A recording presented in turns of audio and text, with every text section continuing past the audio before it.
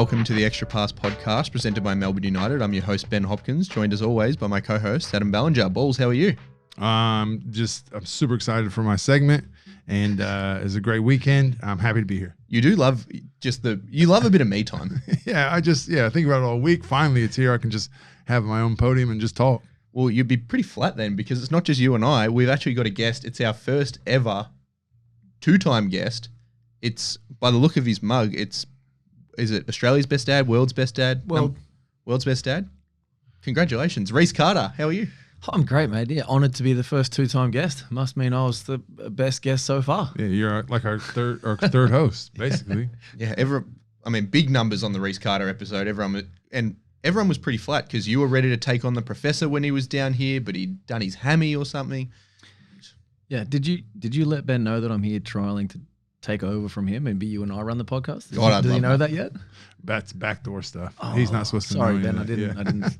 I'd be fine with that. There's too much Ben Hopkins going on. No, Benny started within this. Melbourne United. There's anyway. no podcast without Benny starting this. So no, the real hero is Lockie Gay. So shout out Lockie Gay. He makes everything run. He's the engine of this club.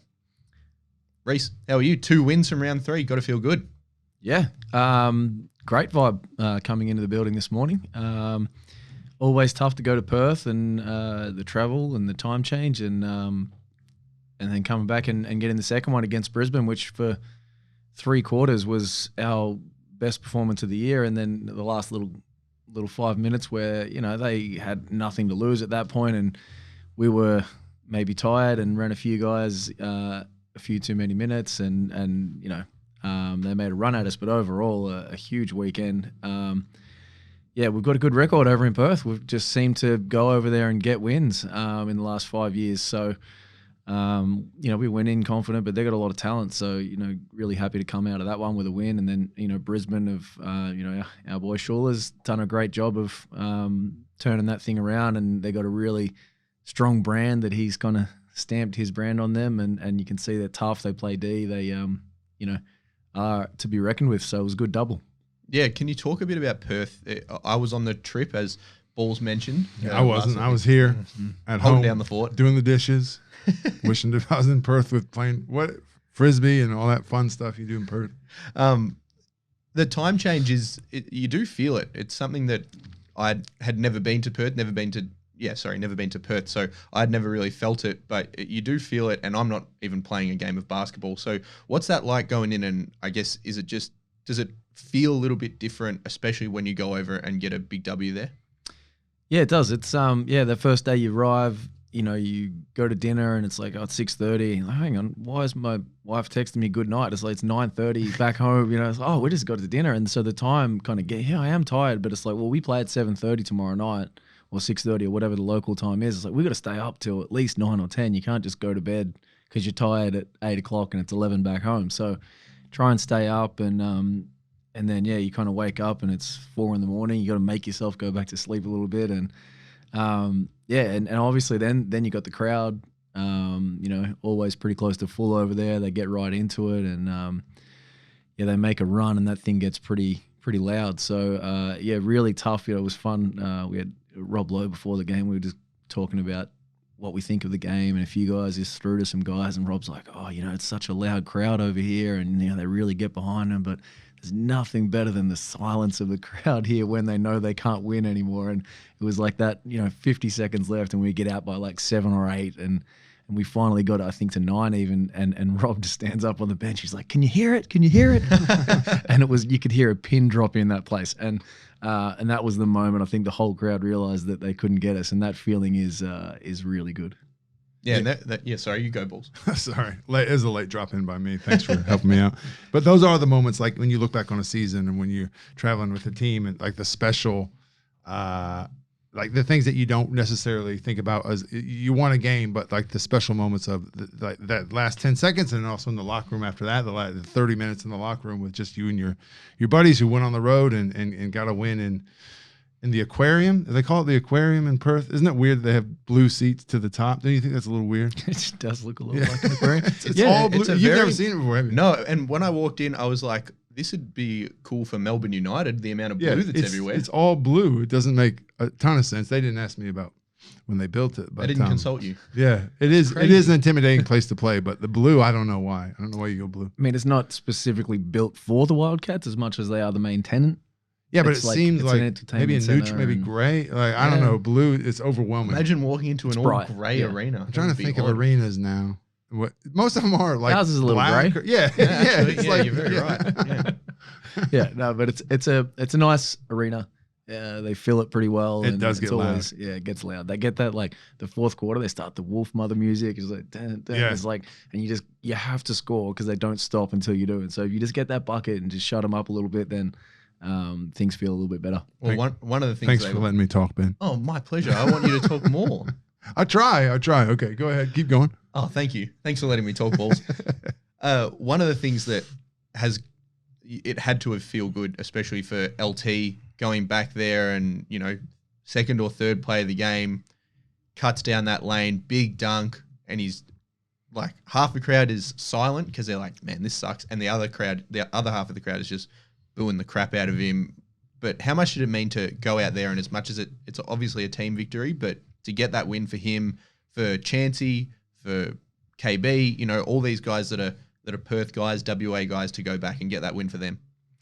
Yeah, especially LT. Like, KB's from there, his family, you want to play well, it's really great. But for LT, it's been this build up. He played there, grew up there, and they pumped it up during the week, they're on the radio talking about, they're going to boo him and all that kind of stuff. And they did. They came out in his first couple of touches, they're going to boo him.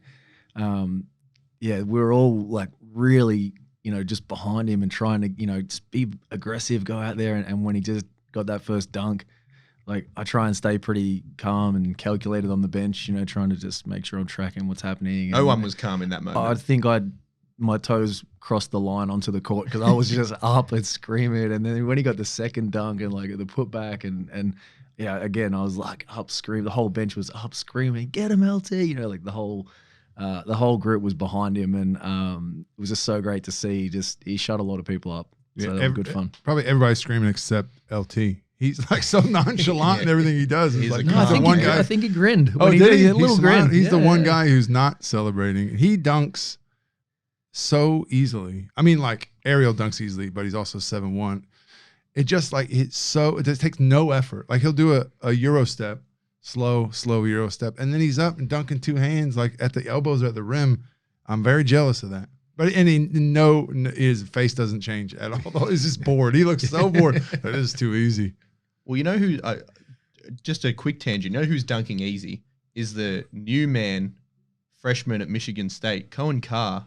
He's wearing number 55, a number that was sort of brought to life by our man Adam Ballinger here. Famous for that number. Yeah, he came out and was that one of your moves? The old double pump, two-hand free throw line dunk? Yeah, there was no cameras back then to capture when I was doing it, but he's the first person apparently to have 55 since I was there. And it's embarrassing that he does. Why is it not hanging from the rafters? Like this is ridiculous. He didn't call ask, him. Didn't even ask. He knows that's a high flyer number. He knows that. Call is, and tell him that should be retired. I should call him, but I think I'm going to let it go because 1 foot free throw line, double pump, two hands. I think that gets you any number you want. Yeah, I'm okaying it on this podcast. Heard it here first. I wonder if it gets back to him. when he watches, he'll understand. He's a big listener. Yeah. But you should at least just drop him a line and be like, young fella, stay on the ground, work in the mid post, take your contested middies, and you'll be fine. Nah, it is cool though that there's still the same coaching staff is still there, which is pretty unbelievable. I mean, he wasn't born when I was playing, so you could probably forgive him for not knowing I had. Even if he knew, who cares? It's not a retired number, but it is fun to talk about. But he would have had he's grown up in the Ballinger era though. Well, you got to wear some number. I mean, any number he picks, highlights. there's going to be some number somebody wore. Do you reckon he watches 36ers highlights Ballinger or Tigers Ballinger highlight? Like, what era of Ballinger do you reckon he likes the most? I know. Our games are probably so far apart. He probably has seen though, like just the championship. I would say he's seen a bit of that. I don't know if he takes mid-range jumpers. Like I don't know if that's his thing. I doubt it, but maybe he'll take that and put that into his game. That would be nice to see. Well, we might as well get back to a bit of United basketball because we follow up the big win in Perth. Coming back, it's a short turnaround, but you get back in front of the home crowd, over 9,000 people there.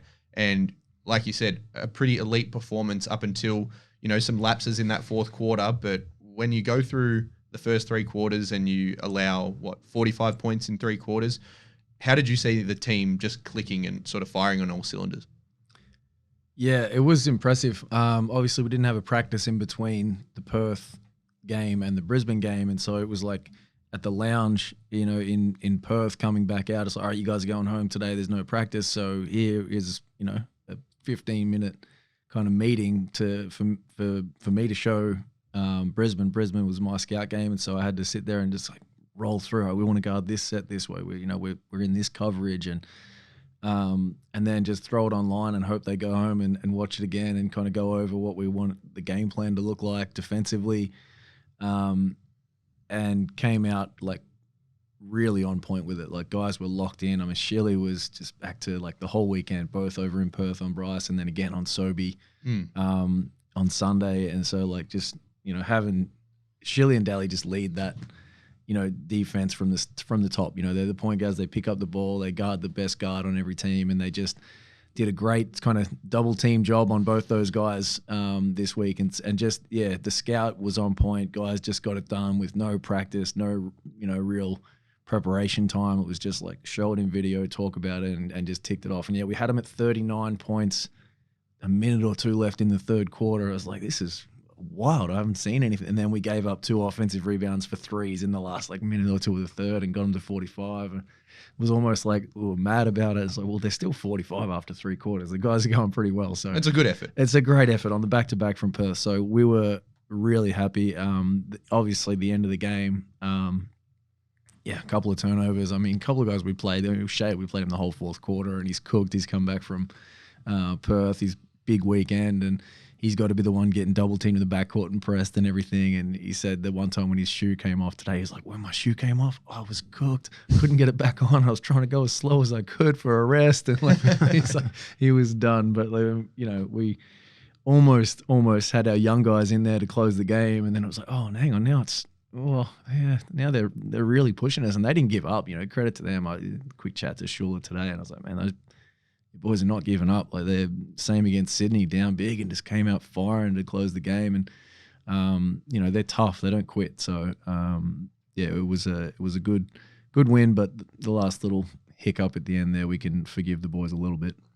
Yeah, and you talk so much about the defense, obviously, but when the game broke open, it was sort of on the back of CG and hitting some pretty big shots. One, I would say closer to halfway than the 3-point line. Can you just talk through his sort of game-breaking ability? And even I was talking to D-Mac at halftime. We were both waiting for stats, and he was flat. He was just so flat. He was just like, it doesn't matter how many times you tell people about how good of a shooter he is, you can't stop it. Yeah, exactly. And knowing, obviously, Schuler and D-Mac, and they would have come in saying, let anyone else beat you except Chris. But sometimes you can't. Like, you're not ready for that. That 3 was like, it's 2.5 meters off the 3-point line, off a broken play. Yeah, off a broken. That's the key, I think. The funny thing, we were looking at it this morning, it was like, there's 17 on the shot clock. And Sobey's there. Sobey was there. It's not like it wasn't uncontested. Yeah, and so we watched it. We were like, there's 17 on the shot clock. And as you let it go, I remember thinking to myself, like, that's pretty good. That's a pretty good shot. Only player you think, that's a good shot. That's not bad, yeah. And the funny part was, like, Newell's is on the bench, and we watched it on the video, and as Chris lets it go, Newell's stands up, and he's got both hands in the air. He's counting it already. It was like, what kind of teammate's that guy? He knows. That's confidence in your teammate. So, I mean, you don't want to encourage it, but sometimes you just like, he's going to do what he does, and he senses the moment. If he's hit 1 or 2, it's like, it just find him. Like, and Shea, how good's Shea? Like, he's hit 2, and Shea gets a ball, and like could have probably had a layup, and just like veers off, takes Chris's man out, gets him another one. Now he's got 3. Now he's cooking, and the next thing he's got 5 threes. And so, the boys as a group are starting to, find those moments where it's like, all right, it's his turn today. I see in Perth the other night, I was like, find him. He's feeling good. When Chris gets going, they know, how to find him. So it was pretty big first half that really broke it open. Yeah, and obviously the unfortunate thing coming out of that game was Delhi's knock. He's left the game before halftime and didn't return, getting assessed at the moment. And obviously send our love to Delhi. And I guess that's just the sort of player he is. Like, he's never going to let a play die, and he's always going to try to do what he can to help this team. So, yeah, it's obviously really difficult to see him go out the way he did. Yeah, sucks. We're really flat for him and for us as a team. And we've been through it with Shea last year. It's like, firstly, just hope that your health is okay and that you feeling good. We just want him to make sure he's feeling healthy and recovering, and we'll see how he goes. Yeah, absolutely. Well, we'll talk a bit more about the games we got coming up, another doubleheader in round 4, and we'll get to Balls' favourite segment, as he talked about, Eyes on the Ball. Melbourne United memberships are on sale now. Lock in your seat for the most exciting show in Australian sport and guarantee you're there for every highlight across next season. To find out more, go to membership.melbourneutd.com.au. And we're back on the Extra Pass podcast presented by Melbourne United, and it's time for Eyes on the Ball.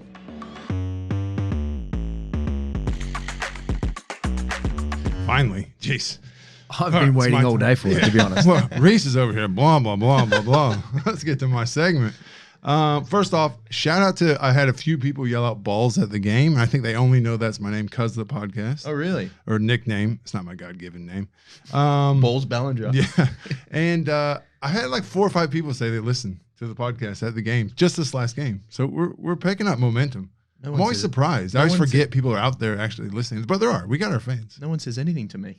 Well, you're not, because you sit behind, you just sit down and watch the games. Like, you're not out with the people. I'm with the people. I'm at the top. I'm everywhere. Man of the people. That's what they say. Yeah. In the streets. Okay. So eyes on the ball. So this is supposed to be, from my perspective, a former player. Now, Rhys is also a former player, current coach. So hopefully he agrees with this. All right. Sometimes on a double like that, you go to Perth, you're much more fatigued in that second game than you would be normally. But I would argue I would rather be more fatigued and already locked in than have to come out of playing. Like, if you're playing one game every weekend, okay, you have to kind of get out of the groove of ready to play and in game mode. You get back out of that, and then you got to work yourself back in.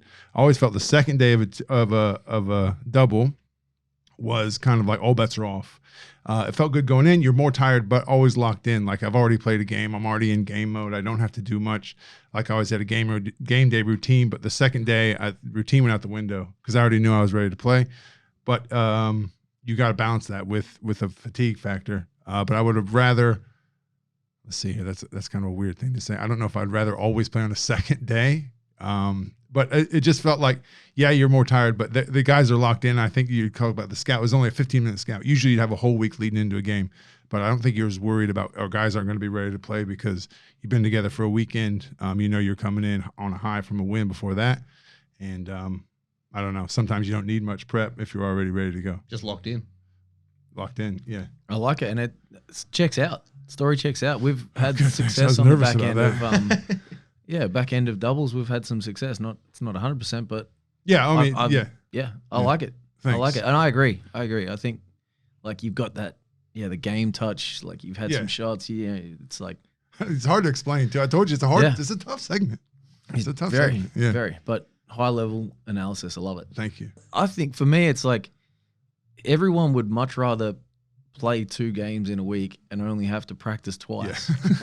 Yeah. Than play 1 game in a week and have 4 practices as players. As coaches, we want the practices to make sure we're on top of scout and all that kind of stuff. And then sometimes you get to like a game on Sunday and you're like, oh man, we spend all this time during the week, like preparing and going through all this stuff. And it's like, we just had a video meeting at an airport for 15 minutes and then another one pre-game an hour before the game showing how we want to do things. And they did it perfectly. It's like, man, like, practice less. Yeah. And that's the way. There's no time to get unlocked. There's no time to get like relaxed enough to be like out of game mode.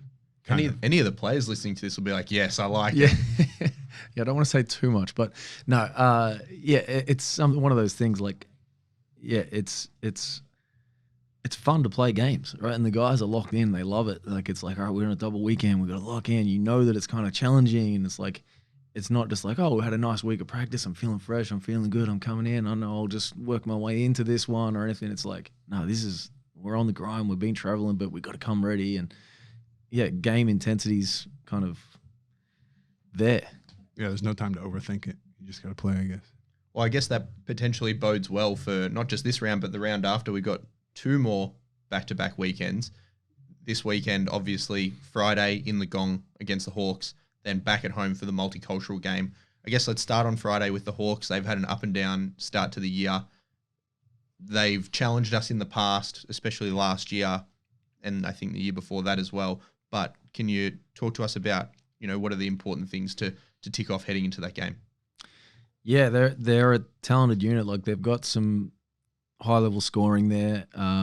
Just Adelaide game just gone. I thought, going through it, like first quarter, it's like, man, they're impressive. They're really good. And then it's like they gave up maybe 1 or 2 like tough ones. It wasn't even too easy at the end to Adelaide, and all of a sudden it's a 2-point game. I was like, man, they could have been 10 up there. Like, they're looking really good.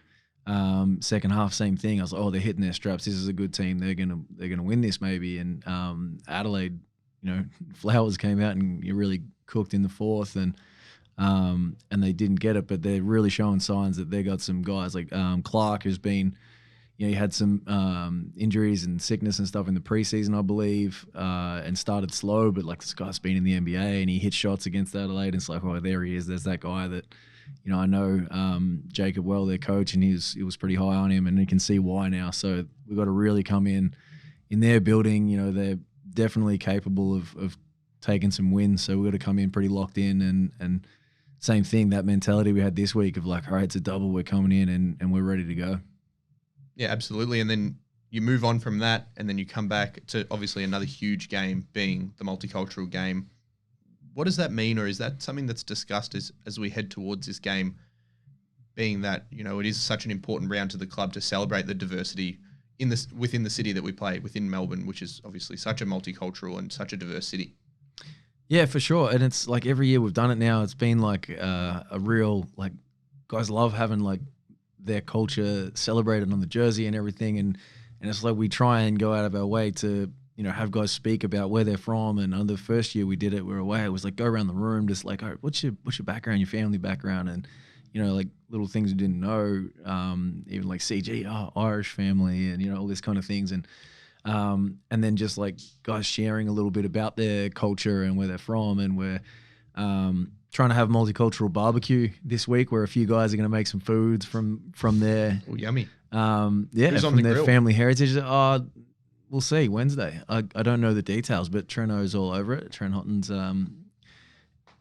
teeing it all up, and got a few of the guys, having some food from their country. So yeah, it's a pretty cool little thing that we're really behind it. Like, we have the flags hanging up in our gym all year round of like, if you're playing here and you have a background or culture from another country, then we're hanging your flag there, and it's like you're represented, and we're, really trying to celebrate the diversity of the group. And it's cool, like for me, like learning so much about so many of these countries and the guys and their stories and everything has been really cool over the last few years. So we haven't really started our prep week yet for this week, but I'm sure we'll get a little bit more into it as we get closer to the game. But it's such a cool thing, and I think about it just as a team, but as you said, Melbourne, multicultural city, and yeah, it's really something to celebrate for us. We all love it. Yeah, is it something that when you get to these game days, obviously we've had a few of them over the years now, but something when you get to this game day, there is a bit of a different vibe or a different feeling? Yeah, like, I mean, once you get into like game mode, you kind of forget, but then you look at the jerseys, like, oh yeah, the jerseys, the flags all over them. Everyone's got their flag on there. Jerseys are awesome this year as well. Yeah, so good. They haven't been bad. Every year we've had them, they've been great, and they'll probably just keep getting better. But yeah, like, it's cool. Everyone gets their little flag on their number, and it's like really, yeah, it's just a cool feel. But you get out to the game once it's game time, and it's like, all right, it's game time. But yeah, everyone loves it. Is there anything to... He always looks at me because if I have gone too long without talking, I know I can feel it. I get the look from Ben like, come on, man, look, you got to say something. Rhys, he's answering the questions perfectly. I don't have anything to add. He's doing great. No, I was just gonna go around I know, the but room. I always feel like, oh, he's getting mad. He's getting mad. I'm never mad. I was just disappointed. I should say disappointed. It's which quality, is worse. It's quality over quantity of words with balls. It's even worse. I know you're disappointed. Well, I want some quality here because as Rhys was talking about going around the room, is there any part of your background, your culture that we might not be aware about? Caucasian Indiana guy from Indiana. I mean, I'm German, I guess, but My lovely wife's Italian, so kids are. I tell them they're half Italian, half American, 100% Australian. So that's pretty cool. The maths is not checked. No, out. it doesn't work out, and they don't claim American at all. I'm like, you're half American. No, I'm not. I'm Australian, just Australian. But yeah, it's a great game. All the actions that go out in front of the stadium before the game starts, and it is a cool thing to be a part of. Yeah, no, awesome. I can't wait. Well, what about yourself, Rhys? Is any background that we might not be aware of? I'm like 5th generation Australian pretty much, but my wife is Swedish. So my kids, oldest was born in Sweden. We lived there for 5 years. I'm actually a Swedish citizen too. I got my citizenship, got my passport. Just a couple of dual citizens So, here. How many yeah. citizenships do you have? Ben? Yeah, just the one. Just one. Yeah. So we have like I'll show myself out. yeah. So we have like Swedish spoken in the house at home. Like wife speaks Swedish with the kids and whatever. And so yeah, I lived there 5 years. So got my kids their little jerseys for multicultural with their little Swedish flag on it. They don't. Or one of them kind of that was born here denounces it a little bit. But, Yeah, he's not as into it. but no, but yeah, Aston was born over there, and yeah, he's right into it. They still try and speak with my wife when she speaks to him if we force them. But yeah, that's my little culture thing. You know, meatballs and cinnamon buns from IKEA. That's our little culture. Delicious. You got to hit up Bobby Clintman from Cairns. He's a proud Swede. Yeah, because I played 5 years or 4 years, whatever. I played in the Swedish league, so I got a lot of friends over there. We live there, and a lot of people have been kind of texting me like, "Oh, Bobby Clintman's over there. You know, he's growing up here, and so how's he doing?" And asking about him. So I said, when we play him, I'll have a chat to him. I'll throw some Swedish at him and see if it shocks him. And yeah. Well, it's always so exciting to hear about the multiculturalism within the office, within the team, within the whole city, and we can't wait for it to be on display come Sunday. If you haven't already got your ticket, what are you doing? Get your ticket. We've got to sell this place out, 2 sellouts and then 9,000, so a couple hundred seats away from a sellout on the weekend. We've got to get another sellout. Tell them to buy their tickets, Rhys. Hey, we are at the moment winning games. Yeah, I know. So we're doing our bit. Yeah, we're doing our job. Yeah, Ben, media, you got to get better media out there so everyone knows that we're winning games and they come to the games. We're doing that so now. far we've done our I'm bit. pumping about it. Yeah. This podcast. Do you think it sells any tickets? 100%. There's no one listening out. If you're listening out there and you don't already come to the games, we'd love to hear from you. I'd love to see you. Come to a game. Come to the Buy a games, ticket, obviously, come to a game. but yeah, I'll give you a fist bump. I'll give you a high five. I might. You're a busy man. Yeah, exactly. I'm all over the place. I don't know if I have Man time. of the people. No, I definitely will. They won't be able to find you. I'll be floating around. Court level. Only he stays on court level. Not me. I go all the way to the top. I almost fell backwards. Bonus content. So I walked up there into the third quarter. I sewed like 29,000 steps. I'm just now. I don't take steps too seriously on this watch here, but God, he loves- 29,000 he by loves the time to I talk got It's a big day. It's a I big talk day. about him a lot for not being into it. Did you do the marathon beforehand? No, I didn't do the marathon. During it, how many steps? Anyways, I got to the top. I had my chicken strips and chips. Sounds like and- you were working hard. Well, this is my break, and I get all the way to the top to try and find a seat, and I stepped over, so I went down a row and then tried to step over the back of the seats to get to the next one on top. I was a split second from falling backwards, and it's high up there. I would have like fallen on 5 or 6 rows of people. For a second there, I thought this was gonna be really, really bad, but I made it, and a few people laughed at me. I tried to play it off, but I sat down, and everyone left me alone after that. You're just like, I'm a podcaster. This is all for content. Oh man, that would have been, if we would have had video on that would have driven some numbers, I think. Well, on that note, thanks for coming on, Rhys. So happy to have you on for another episode. It was great to be back. Can't wait to have you on for a third. Maybe we'll lock in a few weeks. We'll get him on for a third. Yeah, talk about the games. He's our co-host now. Yeah. Thanks for listening.